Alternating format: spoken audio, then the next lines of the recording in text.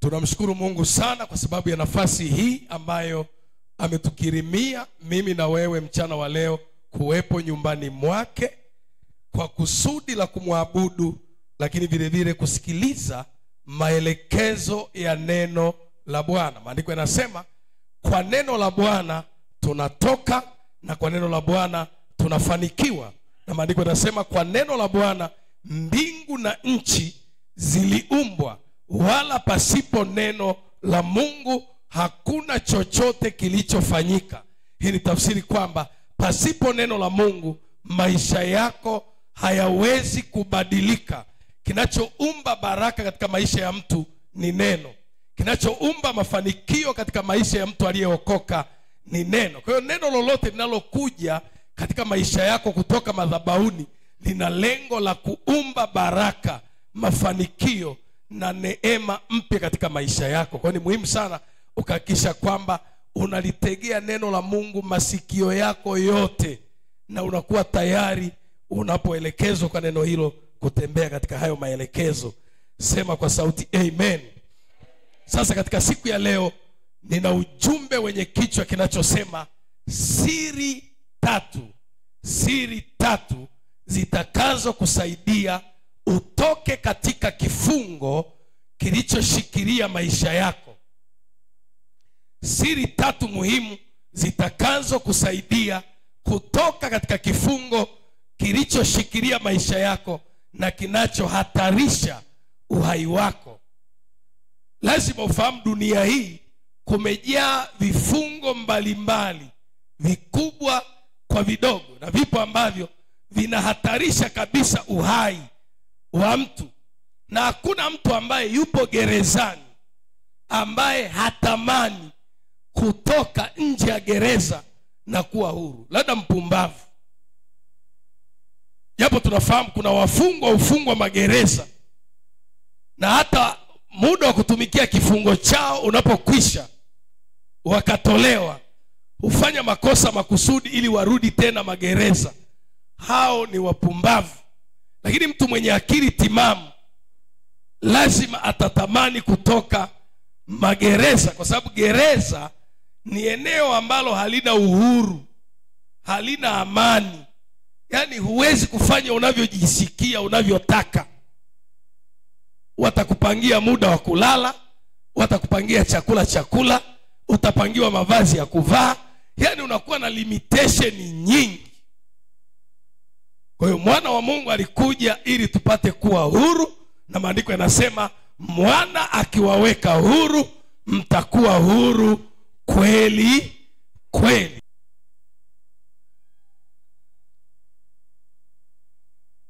Kama unatamani kutoka kwenye eneo ambalo unaona kabisa eneo hili niko hapa kwa shinikizo na kuna nguvu inayonizuia nisitoke hapa niende pale, zingatia sana somo la leo, utatoka hapo ulipo. Unatamani kupiga hatua kibiashara, kwa sababu kuna vifungo mbalimbali ambavyo unahitaji neno hili lishughulike navyo. Pengine wewe una kifungo cha kiuchumi, yaani hupigi hatua kabisa, unafanya biashara, lakini hakuna wakati unapiga hatua mtaji unaongezeka.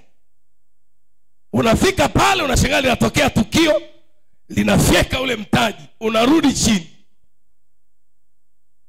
Unaajiriwa, mwingine unaweka malengo hata ya kujenga, lakini huoni dalili za kufanikiwa katika hayo malengo. Hivyo ni vifungo. Vifungo viko vya aina nyingi. Karibuni unaweza ukawa ni mfanyakazi, unalipwa mshahara mzuri, lakini maendeleo yako au mafanikio yako hayalingani na kipato unachopata. Kuna eneo umezuiliwa. Kwa shetani huzuia watu wengi kwenye maeneo mengi, na hivyo vizuizi vya shetani ndio tunaviita vifungo. Sema nakataa kila aina ya kifungo.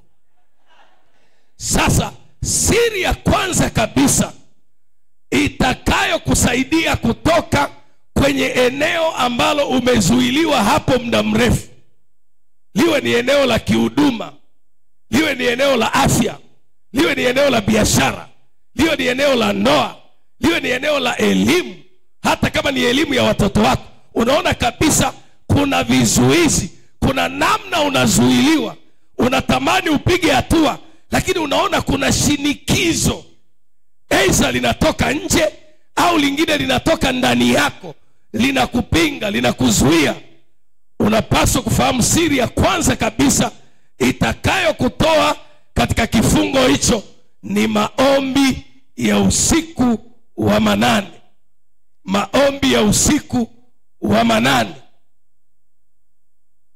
Usiku wa manane ni katikati ya usiku, na usiku wa manane unahesabiwa kuanzia saa 6, saa 7, saa 8, saa 9 mpaka saa 10 alfajiri. Huo wote ni usiku wa manane.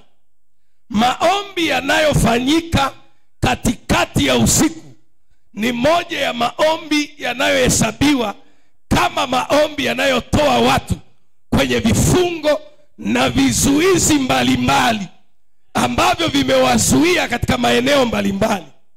Tunapozungumza kifungo, hatuna maana kifungo cha magereza kama magereza ya Kisongo au Segerea. Vifungo viko vya aina mbalimbali.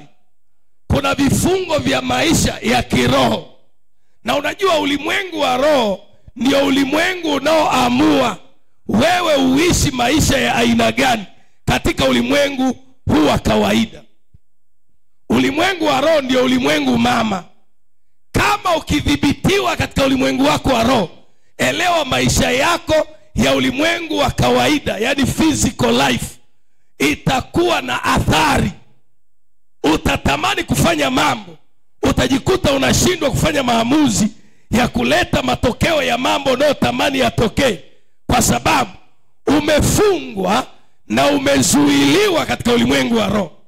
Sasa ufunguo pekee au siri pekee itakayo kusaidia kuchomoka katika kifungo chochote ambacho umezuiliwa hapo muda mrefu ni maombi ya usiku wa manane. Kwa nini maombi ya usiku wa manane? Nitakupa sababu kadhaa ambazo zinaonyesha maombi ya usiku wa manane ni maombi ya ukombozi, ni maombi ya kukutoa kwenye kifungo na mikono ya adui na kukupeleka kwenye hatima ya baraka zako. Kama tuko pamoja na mimi, sema amen. Sema kwa sauti amen. Kwa nini maombi ya usiku wa manane ni siri inayowatoa watu katika vifungo vya giza na vizuizi mbalimbali vya mafanikio? Sababu ya kwanza, pigo kubwa, pigo muhimu ambalo lilifanikisha wana wa Israeli watoke katika kifungo cha utumwa Misri lilitekelezwa usiku wa manane. Pigo la ukombozi. Pigo la ukombozi la kuwatoa wana wa Israeli katika kifungo cha utumwa kilichodumu kwenye maisha yao kwa miaka 430 kilifanyika usiku wa manane. Pigo la ukombozi dhidi ya adui aliyewashikilia wana wa Israeli kwa miaka 430, pigo lililosababisha awaachie lilifanyika au lilitekelezwa usiku wa manane. Kama unataka ukombozi, unataka utoke kwenye eneo ambalo adui amekuzuia muda mrefu hapo, inuka, anza maombi ya usiku wa manane. Na adui hataki utoke kwenye kifungo, na ndio maana wengi wamezuiliwa na hawawezi kabisa kuomba maombi ya usiku wa manane. Adui amewakamata na amewazuia kwa usingizi mzito ambao hawawezi kabisa kujigeuza wainuke wakaombe, kwa sababu adui anajua ukichukua hatua ya maombi ya usiku wa manane, hayo yanaitwa maombi ya ukombozi, maombi ya kukutoa, maombi ya kukuhamisha kwenye eneo ambalo adui alikuzuilia hapo muda mrefu. Unaposoma katika kitabu hiki cha Kutoka sura ya 12, Kutoka sura ya 12 mstari wa 29, Biblia inasema, hata ikawa usiku wa manane, Bwana akawapiga wazaliwa wa kwanza wote katika nchi ya Misri, tangu mzaliwa wa kwanza wa Farao aliyeketi katika kiti chake cha enzi, hata mzaliwa wa kwanza wa mtu aliyefungwa katika nyumba ya wafungwa, na wazaliwa wa kwanza wote wa wanyama. Baada ya pigo hili, Farao alikuwa tayari kuachia wana wa Israeli waende kama Bwana alivyokusudia. Piga kelele, sema amen. Pigo hili lilifanyika usiku wa manane. Hiyo ndiyo sababu ambayo inafanya wewe kujikuta katika hali ya upinzani, hali ya ugumu, hali ya uzito, hali ya kushindwa, hali ya kulemewa kuamka uombe usiku wa manane. Kwa nini? Shetani anajua hiyo ni silaha hatari, na kama utaitumia lazima utaponyoka kwenye mikono yake na utakwenda mahali ambapo Bwana amekukusudia ufike. Kama unanielewa sema amen. Wewe mwenyewe ni shahidi. Jipime kama unao uwezo wa kuamka usiku wa manane. Hiyo nguvu huna, na hicho ni kiashiria kwamba bado maisha yako, mafanikio yako, maamuzi yako, biashara zako zinadhibitiwa na adui. Farao aliyewashikilia wana wa Israeli kwa miaka 430 alipigwa mapigo mengi, lakini mapigo mengine yote Farao hakujigusa kuachia wana wa Israeli mpaka pale alipopigwa pigo la usiku wa manane. Sema amen, haleluya. Ni kweli tunapaswa kuomba masaa yote kama maandiko nayo yanavyotuelekeza, ombeni kila wakati katika roho. Lakini Biblia inaonyesha kabisa maombi ya usiku wa manane ni maombi special kwa ajili ya kuangusha na kukata vifungo vyote vilivyoshikilia na kuzuia baraka zako. Kama unatamani kutoka kwenye eneo ambalo umekereka hapo muda mrefu na umechukizwa na hiyo hali muda wote, na sasa unataka hatua mpya, unataka mwanzo mpya, unataka new season, lazima uamke na uchukue hatua ya maombi ya usiku wa manane. Wangapi wanakumbuka Farao alipigwa mapigo mangapi kule Misri? Mapigo 10. Farao alipigwa mapigo 10. Mapigo 9 yote aligoma kuachia wana wa Israeli. Alipopigwa pigo la 10, pigo la usiku wa manane, hilo ndio pigo lililosababisha Farao kuachia wana wa Israeli wakaenda zao kwa jeuri. Kama unataka kutembea kwa jeuri, jifunze maombi ya usiku wa manane. Kwa nini usiku wa manane? Ni wakati ambao ulimwengu umetulia, hakuna pilika pilika, lakini ni wakati ambao wanaotenda matendo yao usiku wa manane sio watu wa kawaida, ni watu wanaomiliki ulimwengu wa roho, ndio hufanya kazi usiku wa manane. Wakati mzuri wa kuvunja vifungo vilivyoshikilia maisha yako ni usiku wa manane, kwa sababu ndio wakati ambapo utakutana na adui uso kwa uso, ukakabiliana naye. Tuko pamoja? Kwa nini usiku wa manane? Kwa nini maombi ya usiku wa manane ni maombi yaliyobeba siri ya kukutoa kwenye eneo la mateso yako, kwenye eneo la taabu yako, kwenye eneo la dhiki yako? Sababu ya pili ni hii. Sababu ya pili, usiku wa manane ndio wakati unaofaa kung'oa vizuizi vyote vya adui vinavyotishia uhai wako. Usiku wa manane ndio wakati unaofaa kung'oa vizuizi vyote vya adui vinavyotishia uhai wako. Unaposoma katika kitabu kile cha Waamuzi sura ya 16 mstari ule wa 3, Biblia inasema, basi Samsoni akalala hata usiku wa manane, akaondoka katikati ya usiku, akaishika milango ya lango la mji na miimo yake miwili, akaing'oa pamoja na komeo lake, akajitwika mabegani, akavichukua hata kilele cha mlima ule unaokabiri Hebron. Maandiko haya yanaeleza kisa cha Samsoni. Samsoni ambaye alikuwa ni mwokozi wa Israeli au mwamuzi wa Israeli, aliingia katika mji wa Gaza, na watu wa Gaza walikuwa ni maadui wa Samsoni. Walipotaarifiwa kwamba Samsoni kaingia Gaza, wakafunga mageti yote ya mji na wakasema, tutamuua, maana amekuja kwenye njia yetu.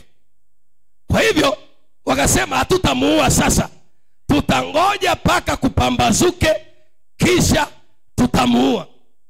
Maandiko yanasema Samsoni akalala, kisha akaamka usiku wa manane, wakati wale adui zake wanasubiri kumuua Samsoni saa 11 alfajiri au saa 12. Samsoni akaamka usiku wa manane, pengine ni saa 8 usiku, akakamata mageti ya mji, akang'oa na makomeo yake, akajitwika, akapanda nayo mlimani. Bwana akupe nguvu ya kuamka usiku wa manane, kwa sababu maombi ya usiku wa manane ndiyo maombi yanayong'oa vizuizi vyote vinavyotishia uhai wako. Na kama Samsoni asingeamka usiku ule wa manane na kung'oa geti, uwe na uhakika asubuhi yake wangemkamata na wangedhuru maisha yake. Sema amen, haleluya. Kila wakati tunapolala bila kuwa na ratiba ya maombi, hata angalau mara 2 kwa wiki, ratiba ya maombi ya usiku wa manane, ni sawasawa na kuachia adui kutuwekea vizingiti na vizuizi vinavyotuzuia ili tubaki pale, watukamate, watumalize. Kanisa lolote au mtu yeyote asiye na ratiba ya maombi, hasa maombi ya usiku wa manane, hana nguvu. Punga mkono kama unanielewa hapa. Jaribu kuwaza. Niangalie hapa. Niangalie, nipungie mkono, unaniangalia usoni. Jaribu kuwaza, kwa nini unashindwa kuamka usiku wa manane uombe? Ni kwa sababu kile kinachokuzuia wewe kuamka uombe kina nguvu kukuzidi. Na hicho kinachokuzuia wewe katika kuamka na kuwa na ratiba ya maombi, hicho ndicho kinachodhibiti na kukontrol maisha yako. Yaani baraka zako ziko chini ya udhibiti wake. Alafu nimegundua kwamba baraka na mafanikio yapo kwenye vipengele vidogo vidogo sana. Yaani watu upishana na baraka na mafanikio yao kwenye vipengele vidogo vidogo. Yaani ni kiasi cha kuamua. Ukiweza kuamua vizuri, unayapata mafanikio. Ukishindwa kuamua vizuri, unayakosa mafanikio. Na adui anacheza na eneo la maamuzi. Yaani swala la kufanya kazi na kupata mshahara mkubwa halitoshi kukuguarantee mafanikio. Kwa sababu unaweza kuwa unapata mshahara mkubwa, lakini adui akikupiga pini kwenye eneo la kuamua mambo, ameshazuia mafanikio yako yote. Kwa kitendo cha wewe kudhibitiwa na kukosa nguvu ya kuamka, ya kuamua kuamka na ukaamka. Achana na wewe unayepanga kuamka uombe lakini unashindwa. Yaani ukaweza kupanga na ukafanikiwa kuamka ukaomba. Kwa sababu nafahamu mimi na uhakika wengi wanaweza kupanga, lakini commitment inakuwa ni shida, kwa sababu kuna nguvu kubwa inayowadhibiti, na hiyo ndio inayowazuia kufanya hivi. Na hiyo nguvu sasa usipoishinda, hutakaa uwe na maamuzi ya kuletea mafanikio. Yaani kinachotenganisha, yaani mafanikio na kutokuwa na mafanikio, yaani ni vitu viwili vilivyotenganishwa na uzi mwembamba sana, na uzi huo unaitwa maamuzi. Yaani maisha unaoishi sasa hivi hapo ulipo ni matokeo ya kile ulichoamua.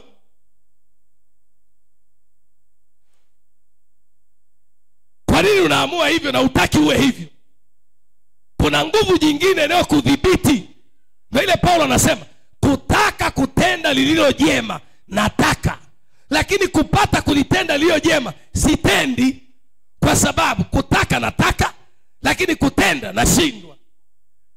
Kwa hiyo sio mimi basi ninayetenda lililo baya, isipokuwa ni ile dhambi ikayo ndani yangu ndiyo inayonidhibiti na kunizuia nisitende lililo jema nalotaka, na inanivuta nitende lililo baya nisilotaka. Samson aligundua siri hii. Maadui wamejipanga na wameweka muda wao wa kumshambulia na kumuua asubuhi. Yeye akaamka usiku wa manane, akang'oa kizuizi cha lango kilichomzuia asitoke, akapanda nacho mlimani. Acha Bwana akupe nguvu ya kuamka usiku wa manane, na upewe nguvu ya kung'oa vizuizi na vikwazo vyote. Sema amen, haleluya.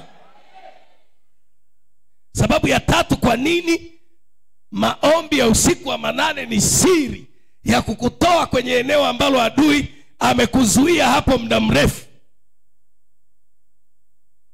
Hivi unaelewa, unaweza ukanunua kiwanja, ukaanza ujenzi, alafu ukazuiliwa usiendelee na ujenzi. Alikuwa ananishuhudia mzee wa kanisa Chiuya. Mungu amemsaidia, amejenga nyumba kubwa tu self.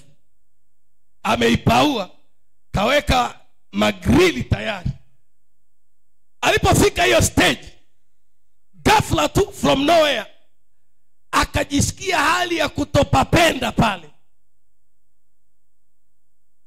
Alafu akakaa sio miezi sio mingapi bila hata kukanyaga hapo. Alafu likaja wazo, pauze.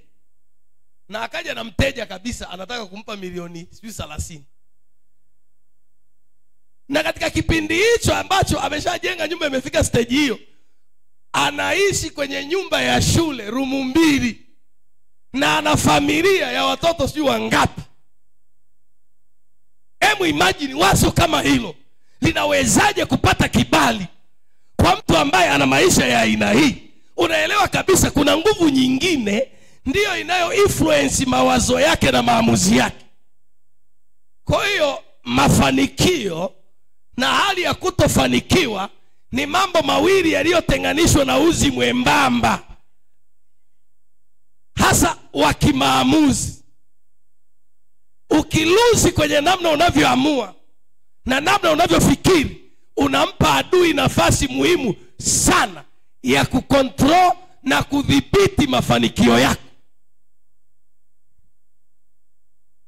Sasa sababu ya tatu kwa nini ni lazima tufahamu kwamba maombi ya usiku wa manane ni siri ya kukutoa kwenye kizuizi na kifungo cha ibilisi kinachohatarisha maisha na uhai wako. Ni kwa kuwa misingi ya gereza iliyowashikilia Paulo na Sila ilitetemeshwa na milango ikafunguka kwa maombi ya usiku wa manane. Misingi ya gereza iliyowashikilia wahubiri waliobeba hatima ya baraka na mafanikio ya watu wengi walishikiliwa magereza. Imagine mtu ambaye alikuwa amebeba msamaha wa dhambi za watu wa mataifa, aliyekuwa amebeba injili yenye wokovu wa watu wote wa mataifa, amefungiwa gerezani. Mtu ambaye alikuwa amebeba injili yenye utajiri usiopimika kwa watu wa mataifa, kakamatwa, kapigwa bakora, katiwa gerezani. Nani anamtoa pale? Ni maombi ya usiku wa manane. Haleluya! Hivi unaelewa wewe, kama ndani yako umebeba baraka na mafanikio yako na mafanikio ya watu wengine, elewa, kama ukiwekwa gerezani, hauathiriki wewe peke yako, wanaathirika na wale ambao umebeba baraka zao. Hivi unaelewa, Mungu hawezi kumpa kila mtu baraka, isipokuwa anaweza kumteua mmoja katika watu wengi, akaweka hazina yake humo, na yule mtu akafanyika kuwa baraka ya watu wengi. Sasa mtu huyo anapokuwa gerezani, maana baraka ya watu wengi inakuwa imezuiliwa. Hivi unaelewa kwa nini unajisikia uzito sana wa kuamka kuomba? Ni kwa sababu kuna kitu ulichobeba cha baraka, na kitu hicho sio kwa ajili yako peke yako, ni kwa ajili ya wale watu wengine ambao wako nyuma yako. Sasa adui anajua kabisa akifanikiwa kukukamata wewe na kukudhibiti gerezani, amefanikiwa kuwakamata na wale wengine wote. Paulo alikuwa ni mbeba maono ya baraka kwa watu wote wa mataifa, na shetani alifahamu hilo, na alijua njia muhimu ya kuzuia baraka za Paulo na za watu wa mataifa ni kumkamata Paulo na kumtia gerezani. Lakini ashukuriwe Bwana, Paulo alijua siri inayowatoa watu kwenye vifungo vya magereza ni maombi ya usiku wa manane. Maandiko yanasema hapa katika kitabu cha Matendo ya Mitume, Matendo ya Mitume sura ya 16 mstari wa 25, lakini panapo usiku wa manane, Paulo na Sila walikuwa wakimwomba Mungu na kumuimbia nyimbo za sifa usiku wa manane. Hapo ndio unaweza ukaelewa kwamba hili eneo lina vita. Na mimi siwezi kukulaumu eti kwa nini ukuamka, kwa sababu najua ni eneo ambalo adui amewekeza silaha zote kuhakikisha anadhibiti watu kwa njia mbalimbali, za kuchoka, za usingizi mzito, za kujihurumia, za shughuli mbalimbali. Hivi unaelewa, shetani anaweza akakupa ratiba ya mchana kutwa akiwa na lengo la kukuchosha ili usiamke usiku. Kwa nini maombi ya usiku wa manane ni siri ya kukutoa kwenye gereza, kwenye kifungo, kwenye kizuizi cha adui kilichokuzuia usipige hatua kiroho, kihuduma, kiuchumi, hata kifamilia? Ni kwa sababu vifungo vilivyowazuia Paulo na Sila gerezani, ikiwemo pingu, minyororo na mikatale, ilifunguka yenyewe kwa maombi ya usiku wa manane. Matendo ya Mitume sura ya 16 mstari wa 26, maandiko yanasema panapo usiku wa manane, Paulo na Sila walikuwa wakimwomba Mungu na wafungwa wote walikuwa wakiwasikiliza.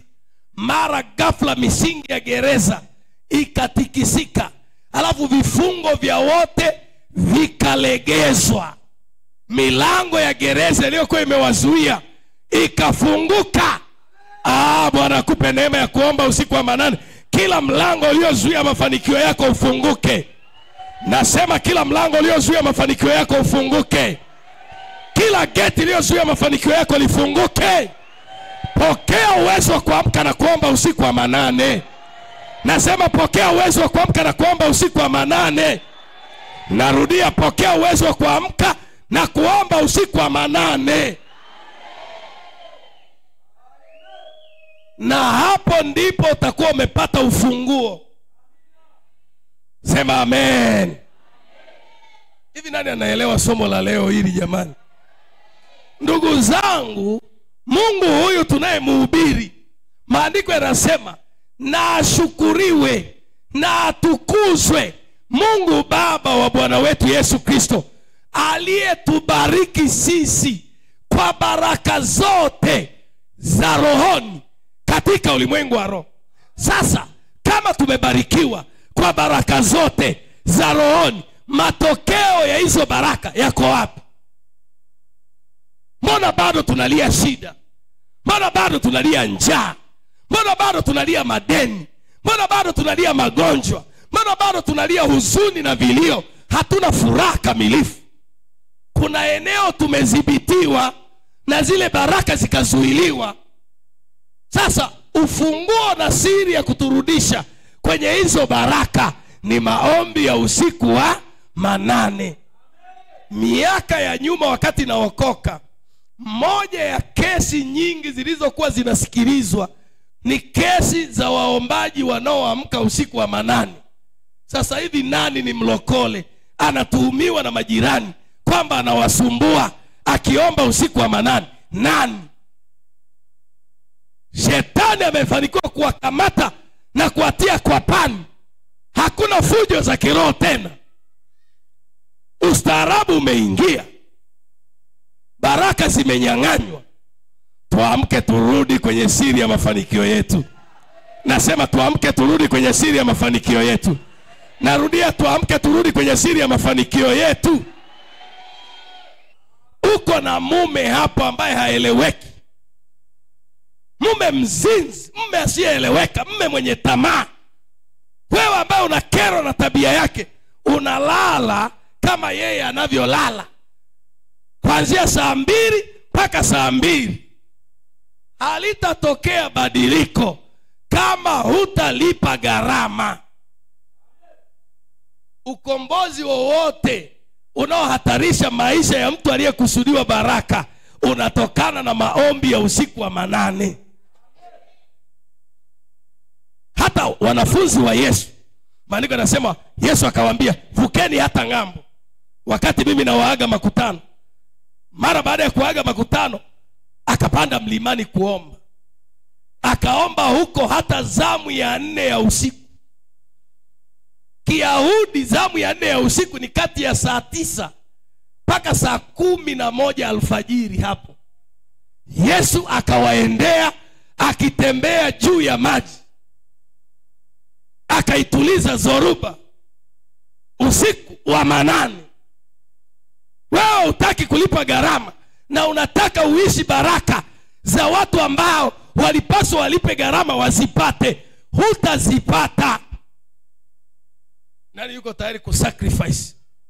Na Yesu alikwisha sema, mtu akitaka kunifuata na ajikane. Ndugu zangu, baraka zipo tele. Baraka zipo tele. Lakini ni lazima tukubali kuukana usingizi. Yaani ukubali kuukana utamu wa usingizi. Kwa hiyo usipojitahidi kama Yesu alivyosema, kama kweli unataka kumfuata na uzipate baraka ambazo zimekusudiwa kwa ajili yako, lazima ujikane. Lazima ukane usingizi. Lazima ukane godoro. Lazima ukane kitanda. Vinginevyo utabaki hapo hapo unanungunika, unalalamika na hakuna mtu atakusaidia. Hivi unaelewa watu wengi sasa hivi wanazurura kwenye maombezi kila mahali, lakini wamejaa shida kila sehemu. Ni kwa sababu wanakiuka kanuni.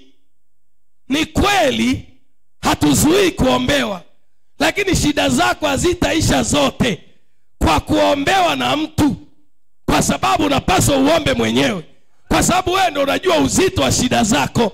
Wewe ndio unajua uchungu wa mateso yako. Piga kelele, sema amen, haleluya. Kwa hiyo maombi ya usiku wa manane ni siri ya kukutoa kwenye vizuizi vinavyohatarisha maisha na uhai wako, kwa sababu vifungo vilivyowazuia mashujaa wa injili wakina Petro, wakina Paulo na Sila gerezani, vilifunguka kwa maombi ya usiku wa manane. Sababu nyingine, kwa nini usiku wa manane? Kwa nini maombi ya usiku wa manane ni siri ya kukutoa kwenye kifungo kinachozuia maisha yako na kuhatarisha uhai wako.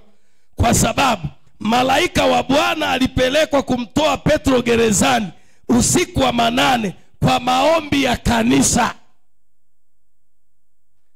Kanisa lilipoomba katika kitabu cha Matendo ya Mitume sura ya 12 mstari wa 6. Maandiko yanasema nalo kanisa likamwomba Mungu kwa juhudi kwa ajili ya Petro. Mstari wa 6, hata wakati Herode alipotaka kumtoa Petro ili kumchinja, usiku ule ule Petro alikuwa amelala katikati ya askari wawili, amefungwa minyororo miwili. Walinzi mbele ya mlango walilinda gereza. Mara malaika wa Bwana akasimama karibu naye, nuru ikamulika mle chumbani, akampiga Petro ubavuni, akamwamsha akisema, ondoka upesi. Minyororo yake ikamwanguka mikononi. Usiku wa manane. Hiyo ni siri ya kwanza. Petro alipozuiliwa pale ili auawe asubuhi, malaika alimtoa Petro gerezani kwa kufungua vifungo vyake na milango ya gereza usiku wa manane. Na hiyo ilifanyika kwa sababu ya maombi ya mkesha yaliyofanywa na kanisa. Na hii ndio maana nimetangaza maombi ya mkesha Ijumaa. Maombi maalum. Pamoja na mambo mengine, tutadili na vizuizi hivi vinavyotudhibiti hata tunashindwa kuamka usiku wa manane tuombe. Lakini tutadili na roho ya mauti inayoendelea kuua ndugu zetu na kutufanya tumekuwa watu wa safari za kuhudhuria misibani. Maandiko yanasema ikiwa watu walioitwa kwa jina langu watajinyenyekesha na kunitafuta uso na kuacha njia zao mbaya, nitaiponya nchi yao. Nitaponya mauti inayoharibu nchi yao. Hata kama kuna town nitaizuia. Hata kama mvua ilikuwa imefungwa, mvua itanyesha. Sasa hiyo ni siri ya kwanza. Tuangalie siri ya pili. Nimekwambia ni siri 3 nazo zifundisha leo. Siri 3 zitakazo kutoa katika kifungo na kizuizi kinachohatarisha maisha na uhai wako. Siri ya pili. Siri ya pili, ili utoke katika eneo ambalo adui amekuzuia hapo kwa hila yake, ng'ang'ana kuomba bila kukata tamaa. Siri ya pili ni kung'ang'ana kuomba bila kukata tamaa. Ng'ang'ania bila kujali mazingira yanasema nini, bila kujali watu wanasema nini. Ng'ang'ana kuomba bila kujali madaktari wamesema nini kwa habari ya ugonjwa huo. Ng'ang'ana kuomba bila kujali wachumi wanasema nini kwa habari ya uchumi wa nchi. Sema amen, haleluya. Bila kujali umezungukwa, umezingirwa, umekamatwa na mazingira magumu kiwango gani, na hayo mazingira yananena vitisho kiasi gani, usikate tamaa. Endelea kuomba, matokeo yatakuja. Endelea kuomba, utaona majibu halisi ya maombi yako. Kaza kuomba. Haleluya. Angalia katika kitabu kile cha Luka sura ya 11 mstari wa 5. Nimekwambia siri ya pili itakayo kutoa kwenye kifungo chochote au kwenye mateso yoyote au kwenye kizuizi chochote au kwenye dhiki yoyote, hata kama ni ugonjwa au ni umaskini au ni uhitaji wa aina yoyote, ng'ang'ania kuomba, usikate tamaa. Luka 11 mstari wa 5. Biblia inasema, ni nani kwenu aliye na rafiki akamwendea usiku wa manane na kumwambia, rafiki yangu nikopeshe mikate 3? Usiku wa manane. Yaani huu mstari nitaufundisha kwa namna fulani, utaielewa vizuri sana. Sema amen. Sasa huyu ndugu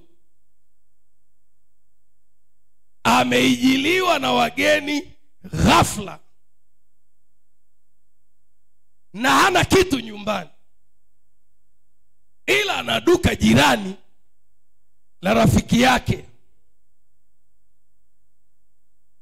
ambapo anauza huko mikate na maandazi. Akaenda ili aweze kupata mikate pale. Huyu mtu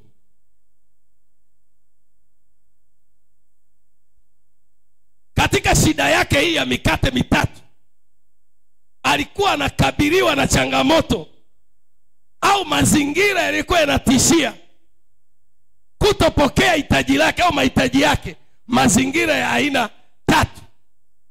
Kwanza kabisa ni usiku wa manane. Kwanza kabisa ni usiku wa manane.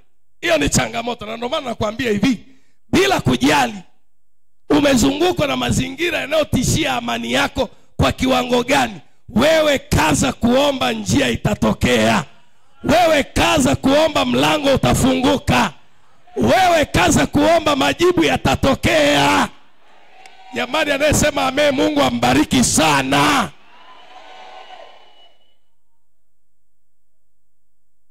Bila kujali, angalia huyu mtu ambaye ana uhitaji wa mikate mitatu. Changamoto zinazomzingira. Changamoto ya kwanza ni usiku wa manane. Changamoto ya pili, maduka yote yamefungwa. Changamoto ya tatu, hana pesa. Changamoto ya nne, ili apate labda akope. Alafu angalia mazingira yenyewe anayokwenda kukopa. Ni usiku wa manane, watu wamelala. Hapo mtu mwenye akili timamu ataenda kugonga duka la mtu? Eti wazee wa kanisa, utaenda kugonga duka la mtu? Unajua kabisa sasa ni usiku wa manane, maduka yamefungwa, huna pesa yoyote ndani. Utaenda mtu mwenye akili timamu? Na ndio maana wanaofanikiwa kupata baraka za Bwana ni wale ambao wamegundua siri hii na akili zao zinaonekana zimefyatuka. Hao ambao mazingira yote yani kabisa kibinadamu yanawaambia yani hapo unajisumbua, lakini wao ndo wamekazana kabisa.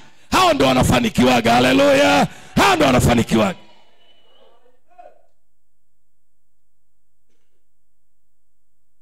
Maandiko yanasema hakujali ni usiku wa manane.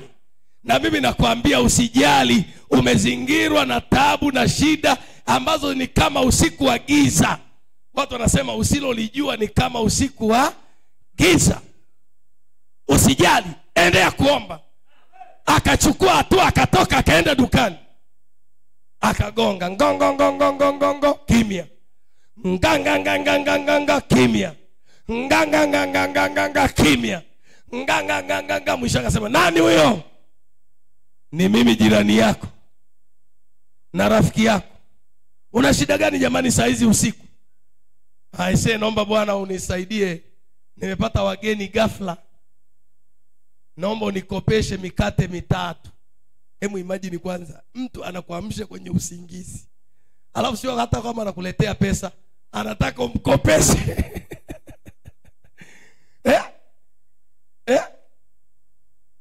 Sasa mfano huu una relate na jinsi ambavyo adui anatukatisha tamaa tusiendelee kuomba juu ya mahitaji yetu, akituambia jambo hilo haliwezekani, jambo hilo ni gumu, jambo hilo utapata, jambo hilo ya hamna mtu aliombaga hicho kitu akapewa. Lakini nataka nikwambie, sawa sawa na mfano huu, maandiko yanasema yule bwana aliendelea kumsisitiza yule muuza duka, tafadhali tafadhali tafadhali nikopeshe mikate mitatu, tafadhali tafadhali. Yule bwana anasema, hapana, mimi nimelala, tena nimefunga mlango na watoto wangu wote wamelala, usitusumbue, tafadhali tafadhali nikopeshe mikate mitatu.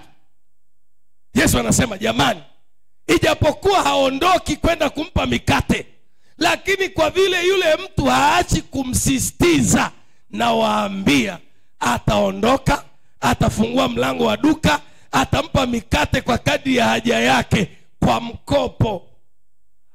Piga kesema amen. Na Yesu anamalizia, anahitimisha, anasema, je, na Baba yenu aliye mbinguni hata zidi sana kuwapa Roho Mtakatifu hao wamwombao.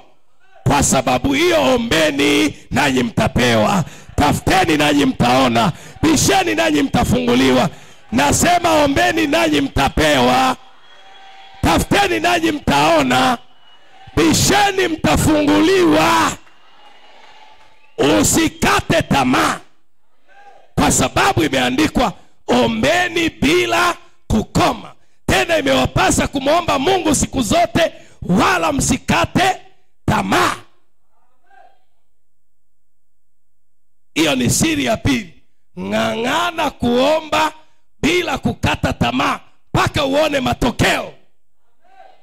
Na usitishwe na mazingira ya tatizo lako. Yesu ndiye Bwana atulizaye mazingira. Nasema Yesu ni Bwana atulizaye mazingira. Amen. Amen.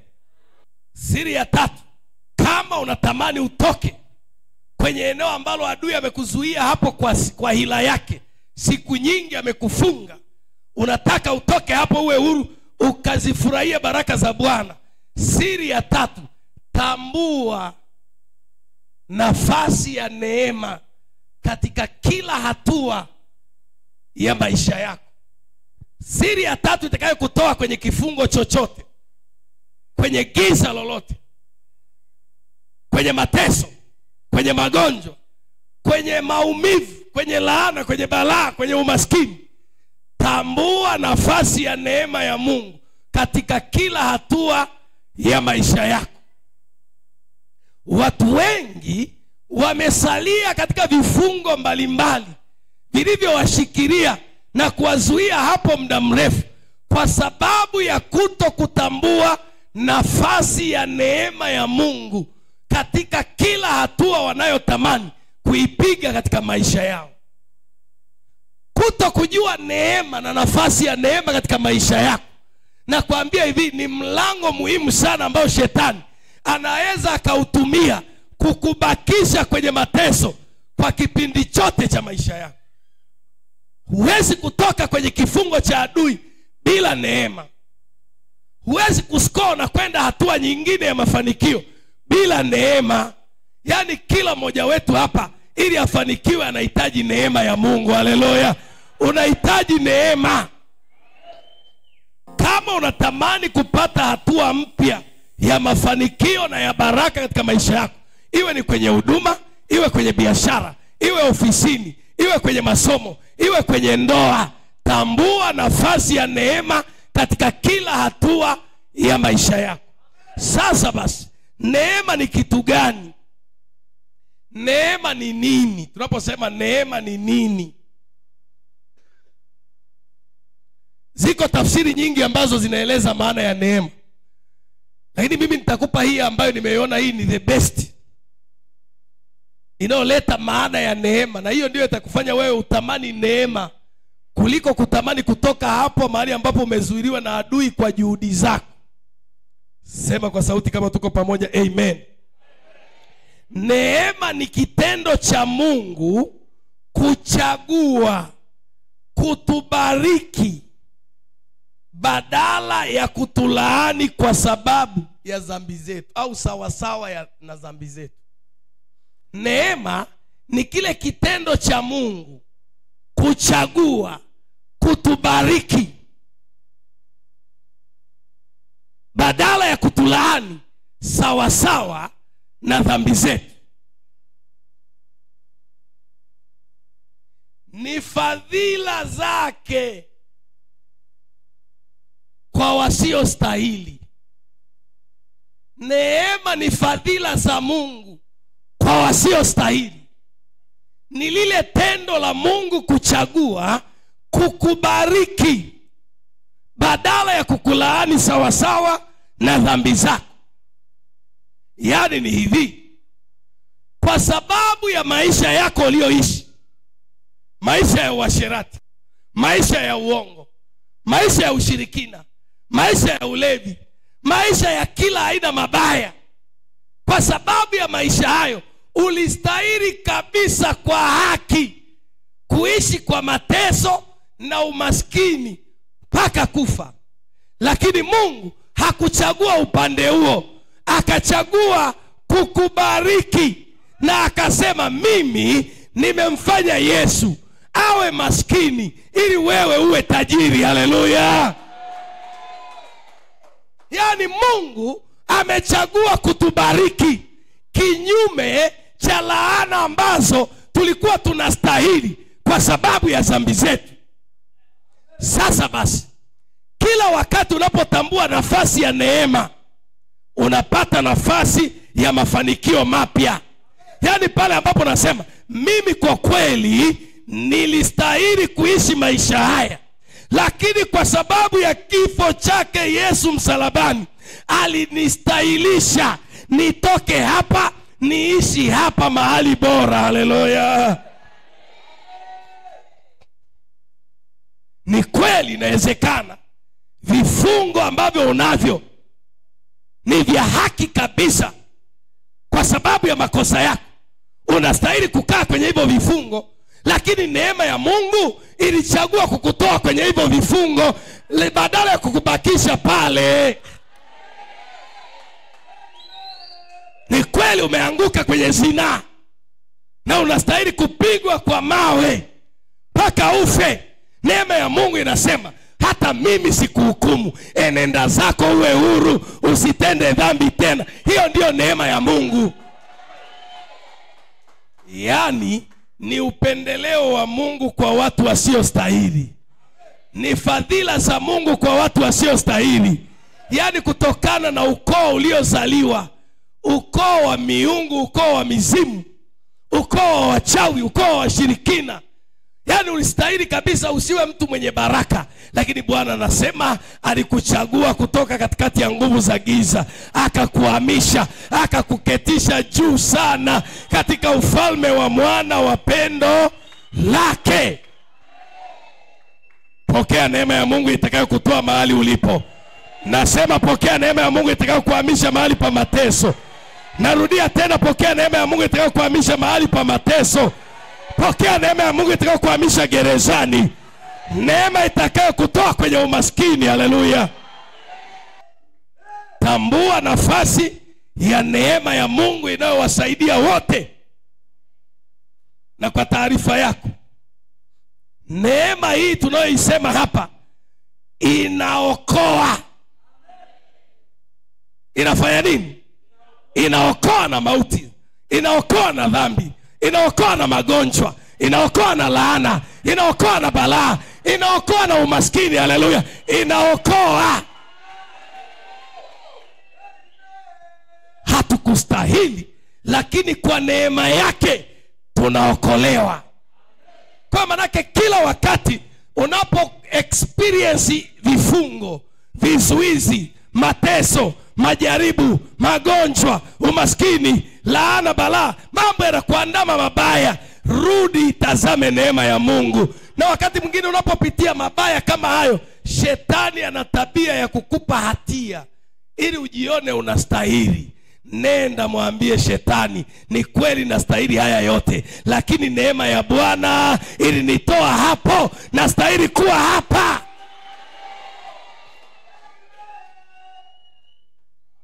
Neema inaokoa.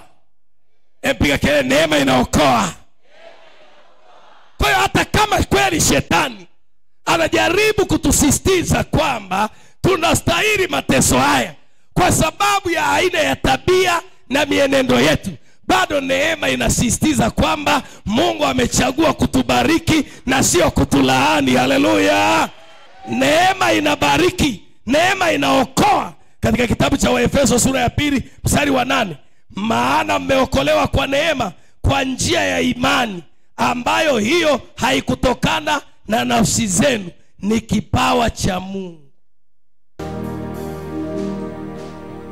Ina mikono yako miwili, funika macho yako. Nataka nikuongoze katika maombi haya yatakayo kusaidia na kukupa neema ya kuamka usiku. Inua mikono yako, sema kwa sauti kabisa na kwa moyo wako, mkono mmoja wa kulia ukiwa kifuani na wa kushoto ukiwa umeinua juu. Sema, Bwana Yesu, Asante kwa ujumbe huu wa neno lako, kwa habari ya siri 3 zitakazo nisaidia nitoke kwenye kifungo au kizuizi ambacho adui, sema kwa sauti, ambacho adui amenizuia kwa hila yake na kuhatarisha uhai wangu na maisha yangu. Yesu, nimegundua siri ya kwanza ni maombi ya usiku wa manane. Bwana Yesu, naomba neema yako ili niweze kuamka usiku wa manane. Niombe, nipe neema kama ulivyompa Paulo. Neema iliyokuwa juu yake haikuwa bure, bali ilitenda kazi, akazidi sana kutenda kazi kuliko wengine wote. Yesu, naomba neema yako itakayonitofautisha, itakayonitofautisha, itakayonitofautisha, itakayonitofautisha katika huduma yangu, katika biashara, katika kazi yangu, katika mashamba yangu, katika kila eneo. Yesu, naomba neema initofautishe kwa jina la Yesu, kwa jina la Yesu, kwa jina la Yesu. Neema hii inifundishe kuishi maisha bora, inifundishe njia za kuyafikia mafanikio. Yesu, kwa jina la Yesu, ninakemea roho ya uzito, roho ya vikwazo, roho ya vizuizi vinavyonizuia, vinavyonikandamiza, hata nashindwa kuamka kuomba. Ninakemea hiyo roho chafu, hiyo roho ya kuzimu, hiyo roho ya uzito, hiyo roho ya usingizi, usingizi wa giza, usingizi wa mashetani. Ninaukataa kwa jina la Yesu, kwa jina la Yesu, lo, kwa jina la Yesu, kwa jina la Yesu, kwa jina la Yesu. Ewe adui unayenikandamiza na kunizuia ili nisiamke kwa wakati katika maombi na kuapisha, kwa jina la Yesu, achia maisha yangu, achia nafsi yangu, achia maisha yangu, achia maisha yangu, achia sasa, achia saa hii, achia, achia hiyo ratiba yangu ya maombi, achia